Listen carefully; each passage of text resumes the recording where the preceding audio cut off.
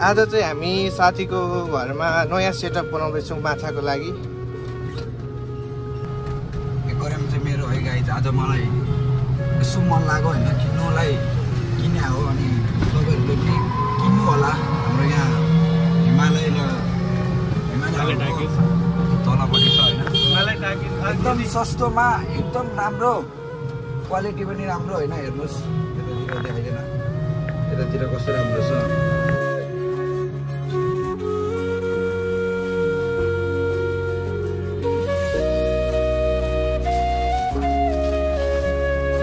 माछा चाहिँ यति नै आछ आज। यो माछा चाहिँ मेरो घर जाने हो।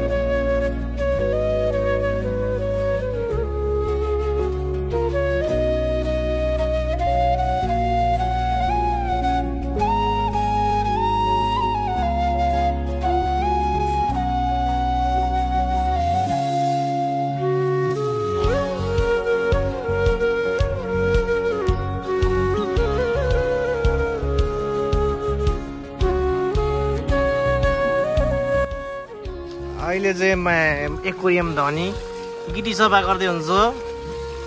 एक्वेरियम धनी सर यता हेरिदिनुहोस्। अनि उनीहरू त पाल्न सकेन, माछालाई चाहिँ पाल्नु। एक्वेरियम किन्यो, माछा पाल्ने हो। माछाको सस्तो के अरे भाउ बढ्दैन नि त, सस्तै पर्छ। उनीको त भाउ बढ्छ, उनलाई मन लागेन भने बोल्दैनन्। माछा त त्यस्तो छैन, रिस उठ्यो भने पनि माछा हेर्ने हो, आनन्द हुने हो। धेर पखाल्नु पर्छ।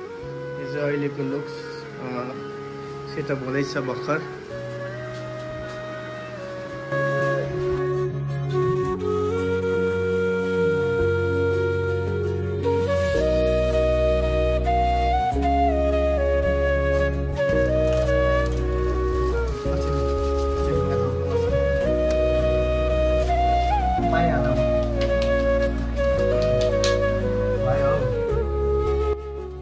फाइनली अहिले चाहिँ पानी नहालिकन यतिको भएको छ एक्वेरियम।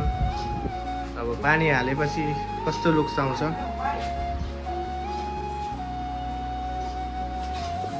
हेरिदिनु होला।